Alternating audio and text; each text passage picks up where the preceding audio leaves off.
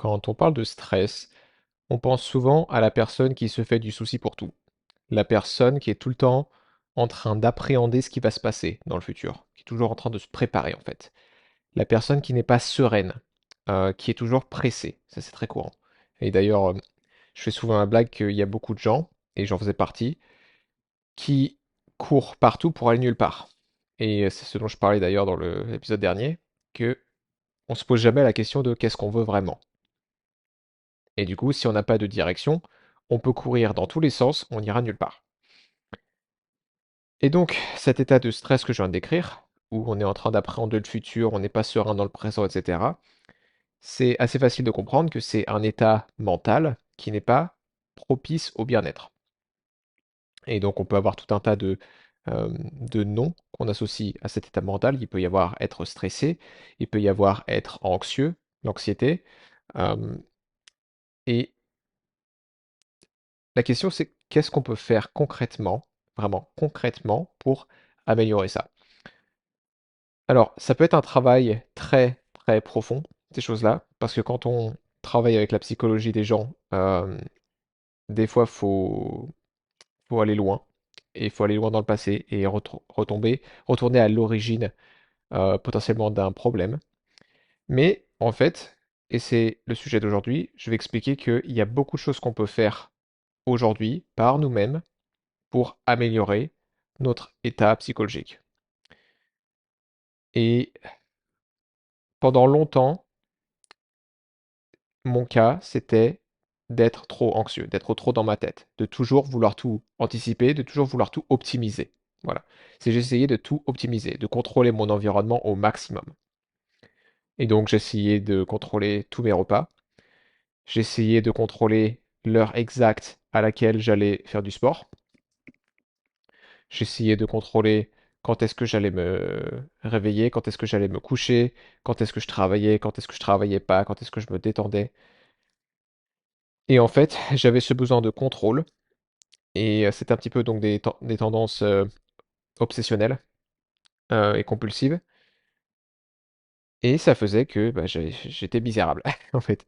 Et ce n'est pas, c'est là où j'en reviens en fait, c'est là où je veux en venir, c'est que c'était un état mental qui n'était pas propice au bien-être. Et donc, qu'est-ce qu'on peut faire concrètement pour améliorer ça? Je vais en parler aujourd'hui. Il y a énormément de possibilités, mais je vais vraiment parler de choses qui sont tangibles, qui sont simples, suffisamment simples pour qu'on puisse les mettre en pratique par nous-mêmes et dès aujourd'hui. Alors, pour commencer, il faut savoir, on parle souvent du corps et de l'esprit, et de l'esprit et du corps. On va commencer par mettre les choses au clair. Le corps est en permanence à l'écoute de l'esprit, en permanence. D'accord? Donc, c'est-à-dire que euh, rien de religieux là-dedans, mais en fait, pour le corps, l'esprit, c'est un petit peu la voix de Dieu. Et je vais vous donner un exemple, mais il vous suffit de penser, donc avec vos pensées, il vous suffit de penser à la présentation, par exemple, que vous devez faire devant un groupe pour que votre estomac se retourne.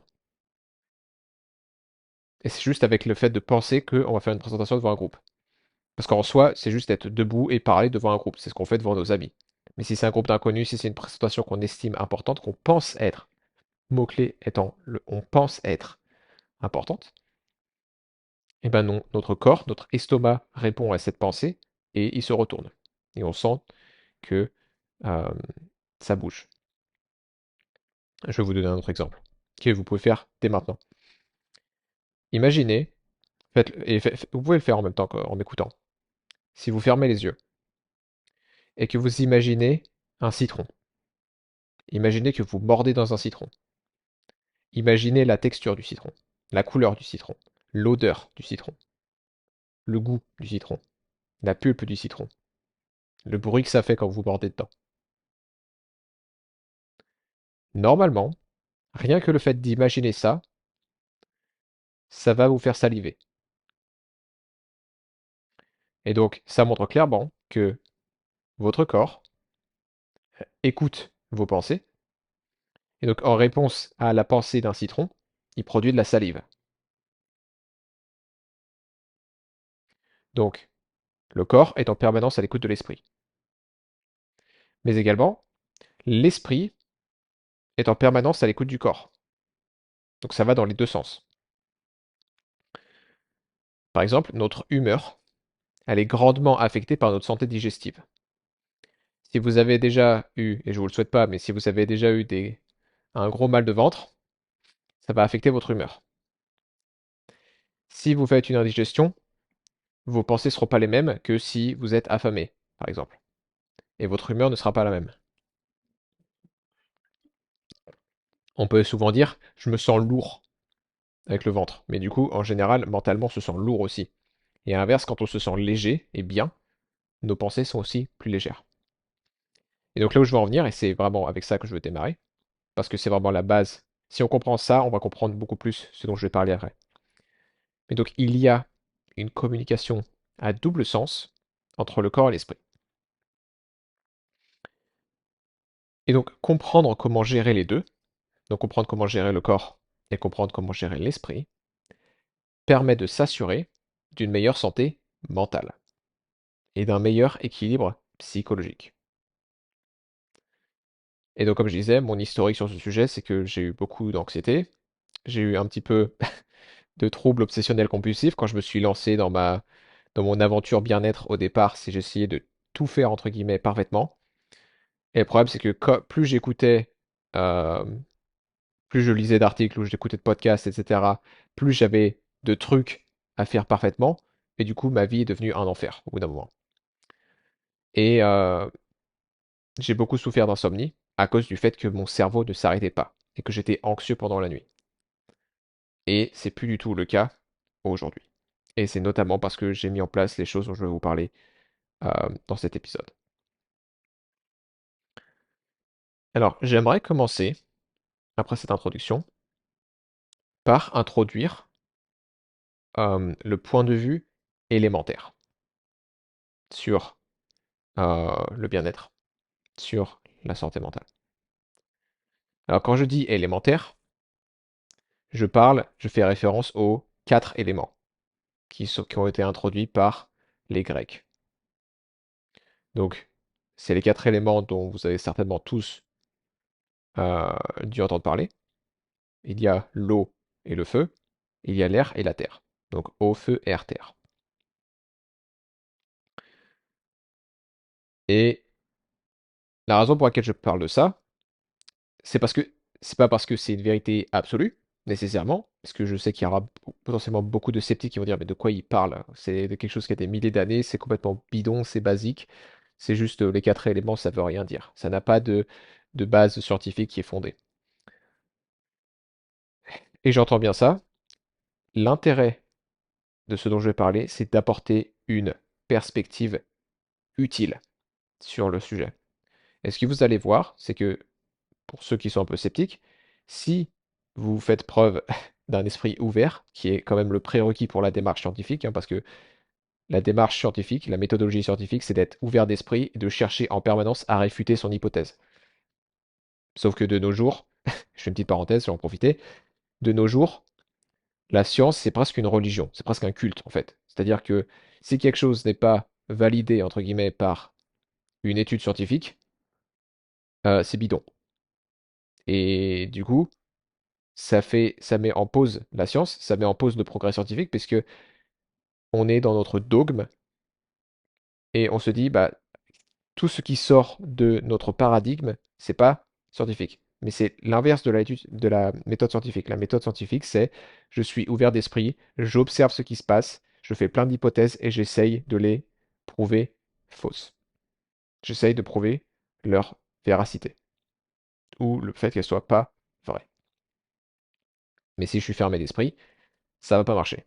Et le problème, c'est que, et ça vient au fait que, et je sais, je digresse un peu, je vais revenir sur le sujet. Mais le problème, c'est que la psychologie humaine, l'ego de l'être humain, a plus envie d'avoir raison que de trouver la vérité.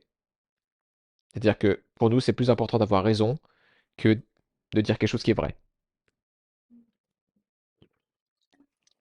Et du coup, ça mène à tout un tas de soucis. Bref, tout ça pour dire, le point de vue élémentaire avec les quatre éléments, l'air, la terre, le feu et l'eau, c'est extrêmement utile, potentiellement, pour comprendre comment équilibrer son corps, comment parvenir au bien-être. De la même façon que le symbole du yin et du yang, donc les sortes de deux larmes, le symbole chinois du tai chi, les deux larmes, une larme blanche avec un point noir et une larme noire avec un point blanc, c'est un symbole, c'est symbolique, et ça nous permet de comprendre beaucoup de choses sur comment maintenir le bien-être, sur comment être épanoui dans la vie, sur comment rester en paix, et pas combattre, pas être en permanence en train de combattre le monde en fait. Donc, tout ça pour dire, point de vue élémentaire, les quatre éléments introduits par les Grecs. L'esprit, l'esprit, donc le domaine du mental et de l'émotionnel, mais du mental surtout, est associé à l'air, à l'élément l'air. Et c'est assez facile à vérifier si on regarde les expressions qu'on utilise au quotidien, mais on parle souvent d'avoir la tête en l'air, la tête dans le brouillard, la tête dans les nuages. On parle souvent de quelqu'un qui est tout le temps dans sa tête de dire redescends sur terre, hmm, donc l'opposé de l'air. Redescends sur terre, t'es trop dans le ciel. Donc l'esprit est associé à l'air. Et donc pour équilibrer un esprit qui est trop agité, ce qui est le cas de quand on est stressé en permanence, ce qui est le cas de si on est anxieux, ce qui est le cas si, comme moi, avant, on a un trouble obsessionnel compulsif ou on a des insomnies, c'est qu'il y a trop d'air, il y a trop de choses qui se passent là-haut. Et donc, naturellement, grâce à cette perspective des quatre éléments, pour équilibrer un excès d'air, il faut réduire la quantité d'air autant que possible et augmenter la quantité de terre, qui est l'opposé. Donc l'eau est l'opposé du feu, ça c'est facile à comprendre. La terre est l'opposé de l'air. Et donc ils se compensent. Et soit dit en passant, et je vais parler un petit peu de ça un peu plus tard, mais la raison pour laquelle... Donc je vous dis, ce que je suis en train de vous dire, c'est que pour équilibrer un esprit qui est trop développé, qui est trop agité, il faut augmenter la quantité de terre. Et la terre, elle est associée avec la planète, mais elle est associée avec la nourriture. Et c'est pour ça qu'il y a beaucoup de gens qui mangent inconsciemment, qui mangent beaucoup, et qui souvent trop. C'est une tentative inconsciente d'équilibrer l'instabilité de leur esprit et de réduire le stress psychologique grâce à la nourriture. Parce qu'une fois de plus, si je mange plus, j'apporte plus de terre à mon corps et ça va permettre d'équilibrer l'excès d'air, l'excès d'esprit, l'excès d'activité mentale. Et, et ensuite on peut vérifier ça aujourd'hui avec la science moderne, si vous voulez. D'un point de vue physiologique, lorsqu'on mange, ça va calmer le système nerveux et en général, ça calme les pensées, ça calme l'esprit, ça calme l'activité cérébrale. Donc, dans un premier temps, comment peut-on réduire la quantité d'air? Parce que c'est facile à dire, mais comment on fait? Et c'est là que je vais commencer je vais essayer de donner des conseils pratiques. Donc, premièrement, il faut que nous soyons conscients de la quantité d'informations qu'on absorbe au quotidien. Entre les réseaux sociaux, la télé, les consignes au travail, ou peu importe ce qu'on fait au travail, Internet, Internet, les livres, les podcasts, comme celui-ci, etc. C'est-à-dire que l'information, ça nourrit l'élément air, ça nourrit l'esprit, ça l'agite. Et ce qu'on veut, c'est éviter ce que j'appelle l'indigestion mentale. Et donc on veut se donner le temps de digérer toute cette information qu'on absorbe au quotidien. C'est une quantité astronomique. Si on compare avec nos ancêtres, la quantité d'informations à laquelle on est exposé chaque jour, c'est potentiellement plus que ce que nos ancêtres absorbaient en une vie entière. Et donc nos esprits ne sont pas habitués à cette quantité d'informations. Et c'est pour ça qu'il y a énormément de soucis de stress, qu'on est tous dans notre tête, etc. Et donc, on veut se donner le temps de digérer toute cette information, hein. Si vous imaginez que l'information, c'est comme de la nourriture, Si on fait que manger, manger, manger, manger sans digérer, sans faire de pause, on va tomber malade. Donc on veut digérer toute cette information et autant que possible la mettre en pratique. Parce que si on absorbe de l'information mais qu'on fait rien avec, ça contribue donc à cet déséquilibre entre l'air et la terre. Donc ça, c'est dans un premier temps. Dans un second temps, il y a certains produits, certains aliments comme la caféine ou le sucre qui aggravent l'agitation de l'esprit. Donc pour les personnes qui ont tendance à être déjà stressées, les personnes qui ont déjà tendance à être trop dans leur tête, boire du café, surtout si vous rajoutez du sucre dedans, ça va vraiment aggraver votre cas. Ça va pas aider du tout. Un autre aspect, trop respirer. Donc j'ai parlé de la respiration, il me semble, dans l'épisode 4. Et j'ai introduit l'idée que si on parle de santé, si on parle de longévité, moins on respire, mieux c'est. Moins on respire, mieux c'est. Et il me semble que j'ai parlé aussi de ça, mais plus je respire lentement, plus mes pensées sont lentes et mon esprit ralentit. Et donc, trop respirer, ça augmente l'air, hein. Si je respire trop, j'augmente l'air que j'absorbe. Donc vous voyez, il y a quand même du sens avec les quatre éléments. Trop respirer, ça augmente l'air et ça accélère nos pensées. Et c'est beaucoup plus courant que vous ne le pensez. La plupart des gens ne savent pas respirer correctement. Et je vous invite vraiment à visiter, à aller voir l'épisode 4 pour avoir plus d'infos. Mais donc, ralentir notre rythme respiratoire, ça va ralentir notre esprit. Et donc, juste pour vous donner quelque chose de concret, l'inspiration, c'est la pédale d'accélérateur. Donc, ça stimule, ça accélère. Et l'expiration, c'est la pédale de frein. Ça décélère, ça ralentit.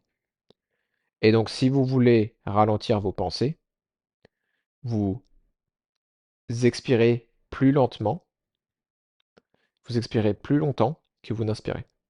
Donc, vous pouvez prendre une grande inspiration si vous le souhaitez, mais prenez une très longue et très lente expiration, et vous allez voir que immédiatement votre corps va se calmer et votre esprit va se calmer aussi. Et donc, pour conclure sur la question de réduire la quantité d'air, c'est la raison pour laquelle j'aime beaucoup prendre le temps de ne rien faire, des fois. Et notamment, j'adore ne rien faire pendant quelques minutes avant d'aller me coucher et prendre le temps, en se faisant, de respirer tranquillement.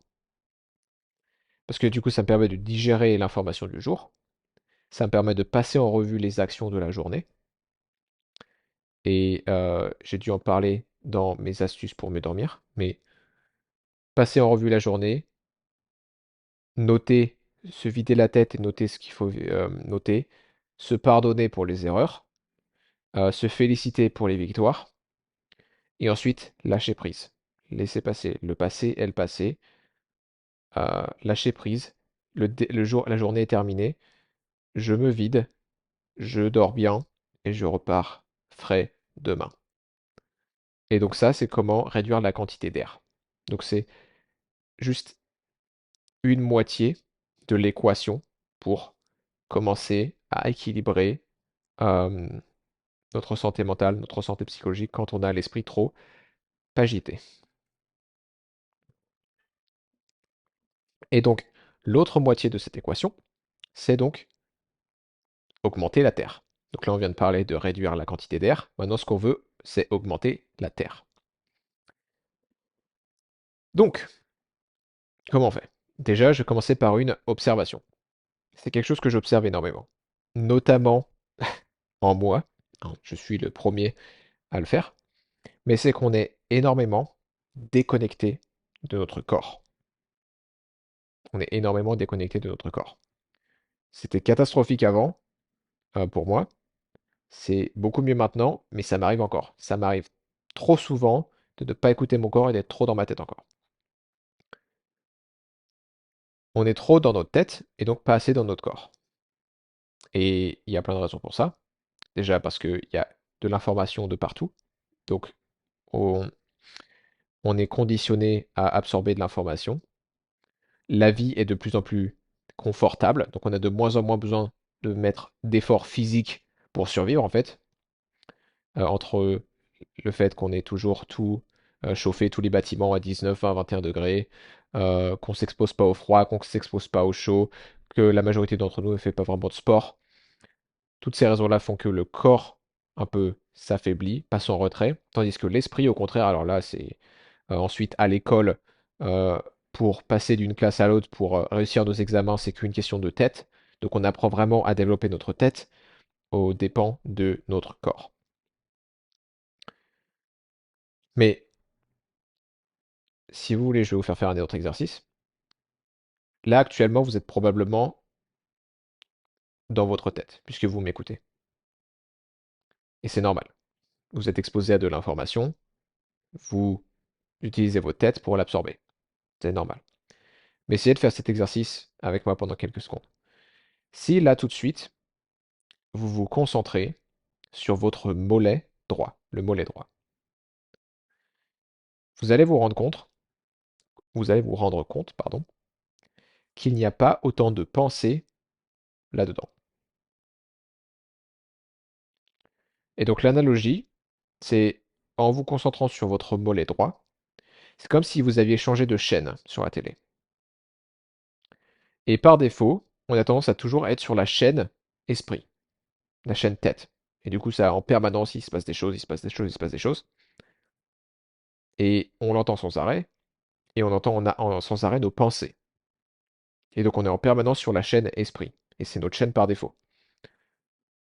Sauf que ce que vous venez de faire là tout de suite, c'est que vous avez changé de chaîne. Si vous vous concentrez sur votre mollet droit, vous allez voir que c'est une chaîne qui est beaucoup plus calme.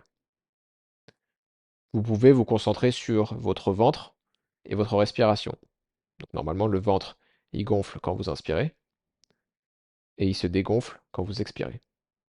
Et vous allez voir, c'est pareil. Si vous vous mettez sur cette chaîne, il y a beaucoup moins de pensées. Il se passe beaucoup moins de choses. Et une autre chose que je vais dire, c'est que les pensées bougent très très vite, tandis que le corps bouge beaucoup plus lentement. Et donc si j'ai l'impression d'être stressé, d'être toujours speed, d'être toujours pressé aussi, je veux autant que possible me concentrer sur mon corps et sur le rythme plus lent de mon corps. Donc, quelles sont d'autres façons d'augmenter la Terre? Alors, effectivement, j'en ai un petit peu parlé avant, mais la nourriture est une façon de calmer l'esprit. Mais pour vraiment faire ça bien, il faut faire ça consciemment et pas inconsciemment, comme beaucoup. Donc, ce qu'on veut, c'est ralentir. Comme je disais, une des caractéristiques de l'air est que ça va très vite, tandis que la Terre bouge très lentement. Si vous pensez le vent, ça va vite, la Terre, elle bouge pas beaucoup. Bon, dans l'espace, elle bouge beaucoup, mais à notre échelle, en tant qu'humain, la Terre ne bouge pas. Et donc, si on est pressé ou si on est stressé, on ne digère pas aussi bien. Et si on ne digère pas nos aliments aussi bien, ils ne vont pas équilibrer notre esprit aussi bien. Donc, on veut se poser quand on mange. Vraiment, on veut se poser. On veut, si possible, pour reprendre l'exercice du mollet droit juste avant, on veut placer notre attention sur nos organes digestifs, sur notre ventre. Comment ça va là-dedans? Est-ce que j'ai même faim? Est-ce que j'ai envie de manger ce qu'il y a dans mon assiette? Et ensuite, je peux placer mon attention sur l'assiette. Je peux regarder les couleurs dans mon assiette. Je peux sentir les odeurs qui viennent de mon assiette. Je peux regarder la texture des aliments. Je peux avoir peut-être un peu de gratitude pour ces plantes et peut-être ces animaux qui ont donné leur vie pour pouvoir alimenter ma vie.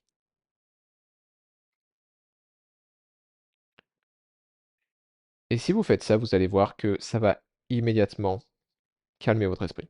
Ça va vraiment vous connecter avec votre alimentation, vous connecter avec votre corps. Ça va vraiment drastiquement changer déjà votre digestion, votre santé digestive, mais votre santé mentale et votre sentiment de bien-être en général. Juste, même pas en changeant ce que vous mangez, mais en changeant comment vous mangez. Alors cela dit, je recommande quand même de privilégier des aliments naturels, autant que possible, la meilleure qualité que vous pouvez trouver, que vous puissiez trouver, de saison, locale, avec le moins de produits chimiques dessus ou dedans, si possible, et donc non transformés. Donc ça, c'est une façon d'augmenter la terre. Une autre façon, c'est de faire du sport, en particulier si c'est en pleine nature, et en particulier si c'est sans technologie. Donc, euh, comme vous certainement, j'aime bien faire du sport des fois avec un podcast, j'aime bien faire du sport des fois avec la musique, mais j'aime bien des fois faire du sport sans rien, ou juste marcher sans rien. Juste m'exposer à la nature. Juste, comme je disais avant, redescendre sur Terre. Et si vous pouvez faire ça pieds nus, si vous pouvez juste marcher un petit peu pieds nus, que ce soit sur la plage, ou dans la forêt, ou sur de l'herbe, c'est le mieux, c'est vraiment idéal. Alors, marcher pieds nus, j'ai dû en parler avant, dans l'épisode, je ne vais pas repartir là-dessus. C'est pas juste, c'est pas, parce que là, la plupart des gens me disent c'est hippie, ça a aucun sens, c'est pourquoi tu ferais ça, c'est ridicule.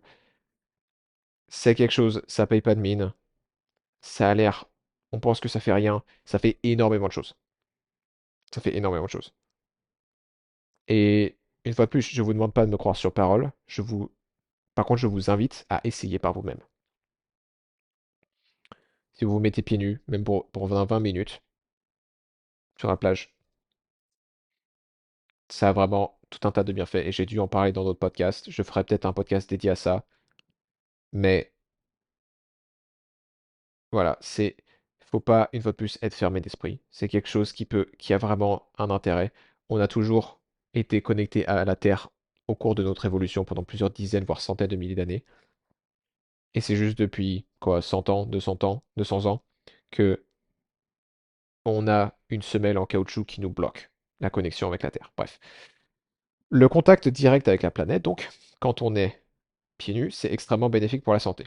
Comme je disais, pour plein de raisons. Ça va réduire la tension artérielle, ça va calmer le système nerveux, ça va améliorer notre sommeil, etc. Et donc, une randonnée en montagne, c'est en général très bien. La montagne, ça calme énormément l'esprit. Et les exercices énergisants dont j'ai parlé dans l'épisode 2, mais aussi dans l'épisode précédent, sont très bien aussi pour calmer l'esprit. Parce que on concentre l'esprit sur notre respiration et sur le mouvement. Et en plus, on bouge. Et encore mieux si on est pieds nus. Ça permet vraiment d'augmenter la terre et de calmer l'esprit. Et enfin, une façon un petit peu plus avancée, si je puis dire, de calmer l'esprit, c'est de faire de la musculation. Donc, bien entendu, il faut savoir ce que vous faites, hein. Euh, j'ai déjà dû dire ça, mais il faut être accompagné quand on fait du sport, surtout quand on ne sait pas ce qu'on fait, quand on débute, y compris pour de la course à pied. La plupart des gens commencent à faire du sport, ils vont faire de la course à pied, ils courent n'importe comment. Je vois peu de gens qui courent correctement. Et ils vont se flinguer les genoux, ils vont avoir euh, problème à la voûte plantaire, problème au talon. Bref, il faut être bien accompagné. Mais donc, si vous pouvez soulever lourd à la musculation, vraiment soulever lourd, que ce soit dur, quand on a un certain poids sur le dos, par exemple, c'est assez facile d'arrêter de penser. On arrête de penser à nos problèmes parce qu'on a un poids plutôt lourd sur notre dos. Parce que si on n'est pas concentré sur le poids lourd sur notre dos, on peut se blesser. Et du coup, c'est une très bonne façon d'augmenter la terre également. Et donc ça conclut un petit peu ma discussion sur l'approche élémentaire, l'approche avec les quatre éléments, et en particulier l'air et la terre, pour équilibrer notre santé mentale, pour calmer un petit peu notre esprit. Et donc, Ce que je vais discuter maintenant, c'est un peu plus le rôle de la santé en général, la santé du corps.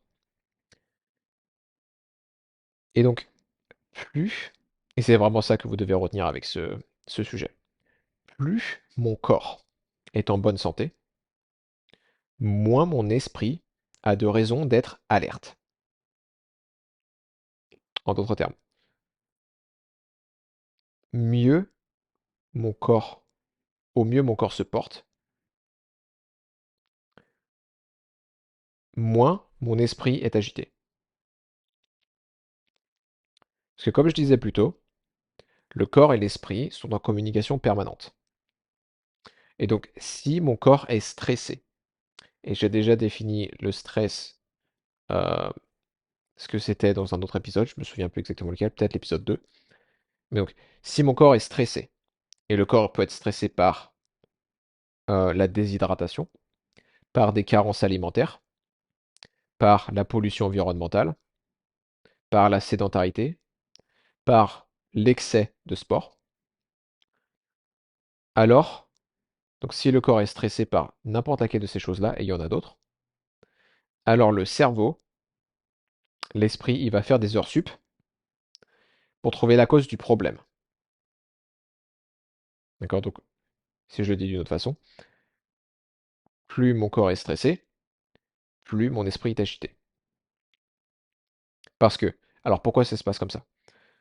Parce que le principal mécanisme de défense de l'être humain en tant qu'animal, donc si on pense à l'être humain comme un animal qu'on peut trouver dans la jungle à l'époque, euh, notre principal mécanisme de défense, c'est notre intellect, c'est notre cerveau.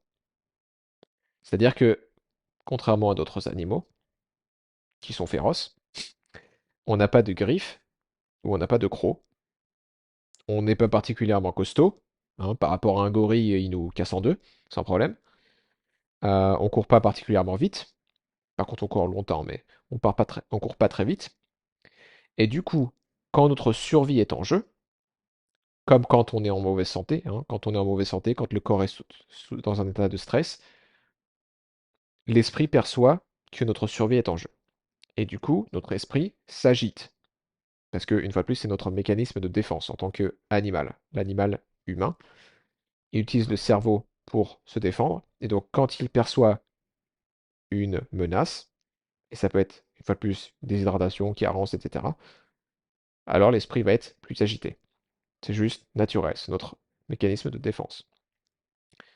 Et c'est un petit peu comme si le corps, je vais vous donner une analogie, si le corps c'était une maison, l'esprit c'est le chien de garde dans la maison. Donc si tout va bien dans la maison, s'il n'y a pas de menace, bah, le chien il est au calme. D'accord? Donc l'esprit il est au calme. Par contre, si la maison est menacée, si il y a des problèmes dans la maison, si la maison s'effondre, le chien va probablement commencer à aboyer et à s'agiter un petit peu. Et donc, c'est un peu pareil. Et donc, ce que je vous invite à faire, c'est d'aller écouter mon épisode précédent sur euh, le, il me semble que je l'ai appelé le plus grand obstacle à votre santé, le plus grand obstacle à votre bien-être. Mais c'est un épisode dans lequel j'introduis une approche méthodologique au bien-être. Et mieux vous parvenez à mettre en pratique les conseils de cet épisode, mieux votre corps va se porter et plus votre esprit va être calme. Et il y a un autre aspect sur le rôle de la santé et le rôle du corps, c'est l'équilibre des neurotransmetteurs. Donc les neurotransmetteurs, c'est des molécules qui sont très puissantes en termes de pour réguler notre activité mentale, si vous voulez, et émotionnelle. Donc les neurotransmetteurs, c'est par exemple la dopamine, la sérotonine. La dopamine, beaucoup de gens ont dû en entendre parler parce que c'est associé avec les addictions. Donc la dopamine, la sérotonine, etc. Et donc pour avoir un bon équilibre des neurotransmetteurs, une bonne santé digestive avec une alimentation équilibrée, ça va vraiment aider à l'équilibre de ces neurotransmetteurs. Parce que les intestins jouent un rôle très important vis-à-vis des neurotransmetteurs. C'est pas juste dans la tête, c'est pas juste dans le cerveau. Et donc, j'ai déjà donné quelques conseils plus tôt pour l'alimentation.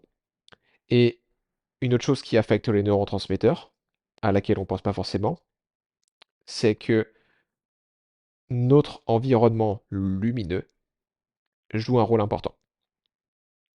Donc, j'ai fait aussi un épisode dédié à la lumière, et mon premier épisode sur le soleil était aussi un petit peu là-dessus. Mais notre environnement lumineux affecte nos neurotransmetteurs énormément. Donc, si on est uniquement exposé à la lumière artificielle, en particulier si elle contient plein de bleu, ce qui est le cas de tous les écrans, de la majorité des ampoules, ça va complètement déséquilibrer nos neurotransmetteurs. Et petite parenthèse, je pense que c'est un des facteurs qui contribue au fait qu'il y a de plus en plus de troubles de l'attention à l'école pour les enfants. Parce qu'en fait, les enfants, ils sont, pour la plupart, hein, ils sont coincés à l'école, ils peuvent pas bouger, alors qu'un enfant, ça a besoin de bouger. Ils font quelque chose qu'ils n'ont pas envie de faire. On leur fait répéter des choses qu'ils n'ont pas envie de répéter. Et en plus, ils sont sous de la lumière artificielle. Et en plus, la plupart, ils n'ont pas une alimentation équilibrée. Donc c'est vraiment un cocktail qui fait que je suis pas du tout étonné des troubles de l'attention. Je suis pas du tout étonné de la- des taux qui augmentent, qui sont en pleine croissance d'obésité pour les enfants, etc. Bref.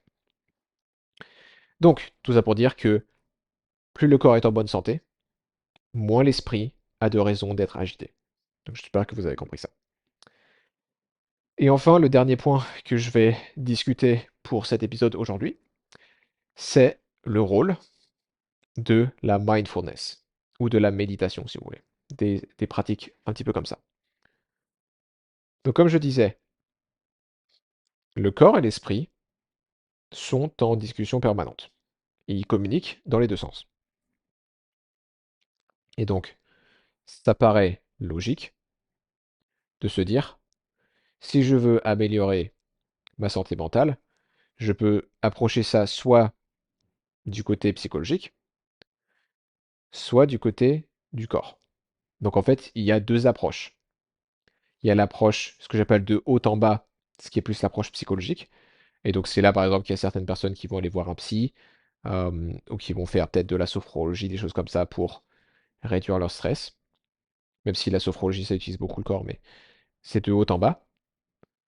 Et ensuite, il y a l'approche plutôt de bas en haut, où c'est on utilise le corps. C'est un petit peu ce dont j'ai parlé jusqu'à maintenant. J'ai parlé un petit peu des deux, mais donc il y a les deux approches. Et faire les deux en même temps, c'est l'idéal. Mais donc, la mindfulness, qui est donc un terme anglais, et la méditation, ça appartient plutôt de haut en bas. Donc c'est utiliser notre conscience, utiliser notre intellect pour améliorer un petit peu notre santé mentale. Donc le but de tout ça, c'est de parvenir à se détacher de l'esprit. Donc tout à l'heure, je parlais du fait qu'on est toujours sur la chaîne esprit, sur le fait qu'on est en permanence sur la chaîne où on écoute toutes nos pensées en permanence, plutôt que se mettre sur la chaîne mollet droit, par exemple. Euh, mais donc l'intérêt de la mindfulness ou de la méditation, c'est d'être capable de se détacher de l'esprit, donc de prendre de la distance. Donc c'est-à-dire que plutôt que d'être absorbé dans mon émission ou dans mon film quand je regarde la télé, c'est que je me rends compte que je regarde la télé. Donc je me détache, je crée de l'espace. Et donc c'est ce qu'on appelle la métacognition en psychologie. C'est d'être capable donc d'observer l'esprit, d'observer nos pensées, d'observer ce qui se passe. Et donc ce qu'on veut, comme je dis, c'est créer de l'espace. Et donc si vous voulez, c'est un petit peu l'œil du cyclone. C'est-à-dire que le cyclone, c'est un bazar complet, il y a du vent de partout, et encore une fois de plus, le thème de l'air, de l'élément de l'air. Et donc, le cyclone, ça tourne partout, ça va dans tous les sens, ça s'arrête pas. Mais au milieu, il y a l'œil du cyclone où c'est calme. Au milieu.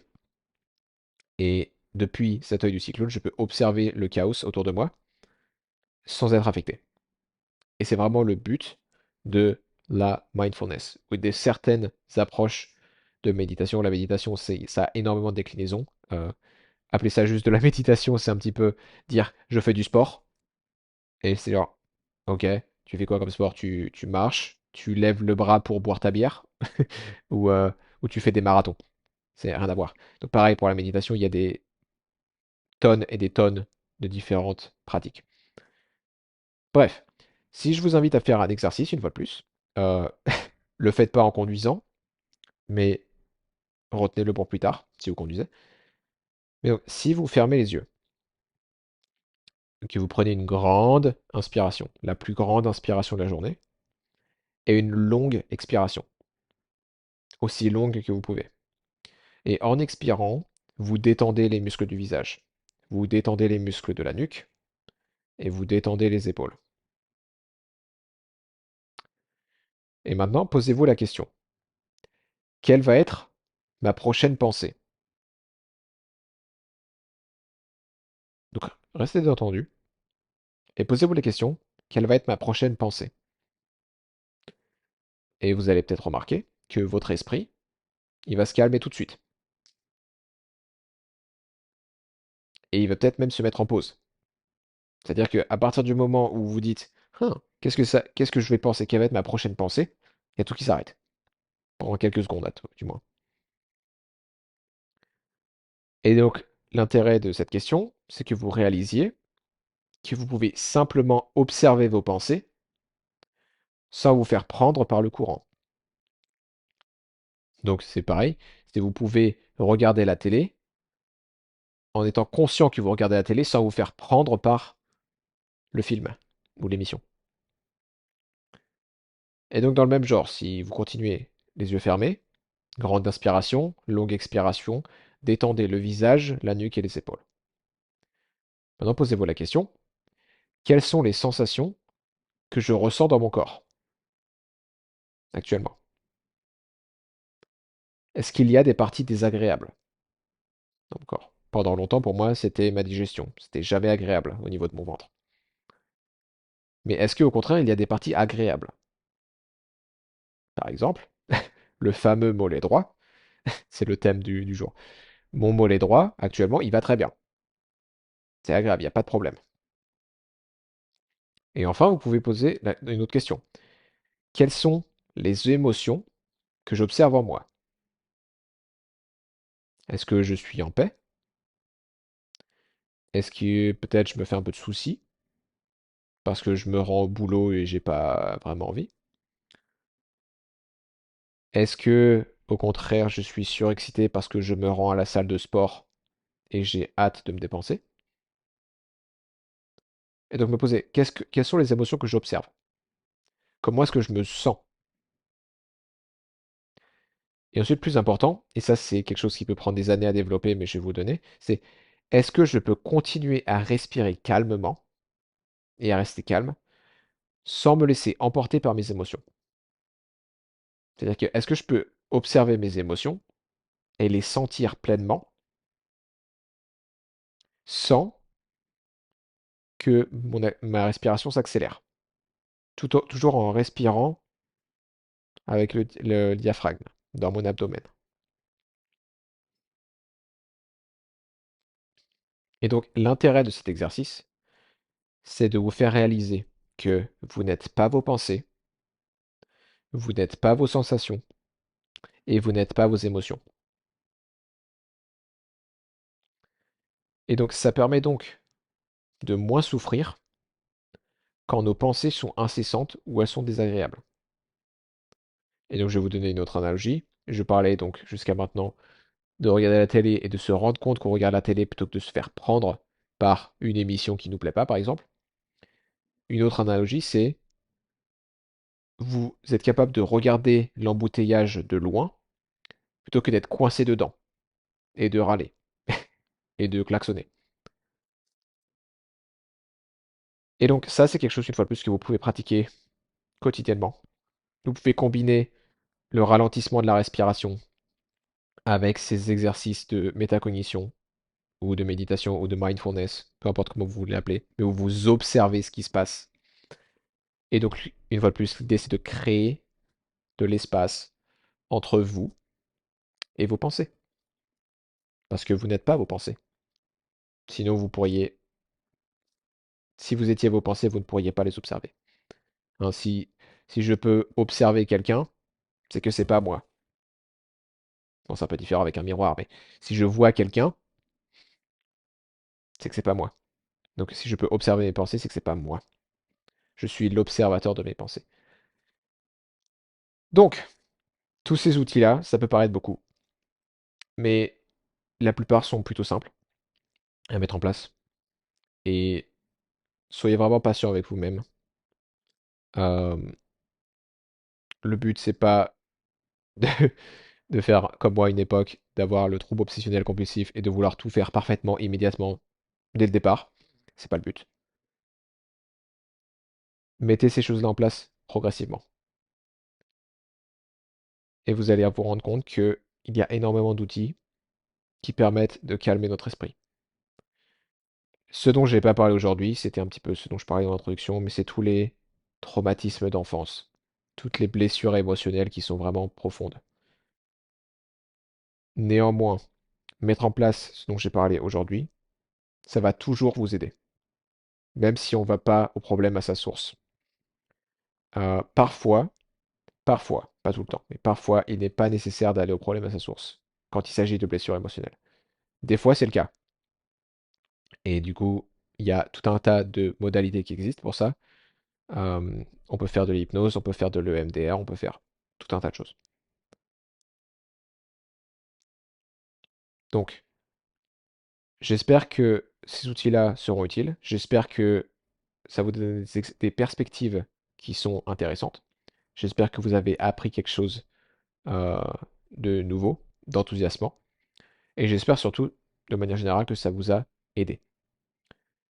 Dans tous les cas, si vous avez des questions, comme toujours, n'hésitez pas à m'envoyer un commentaire. Je serai ravi d'y répondre. Et je vous dis à la semaine prochaine pour un prochain épisode. À bientôt.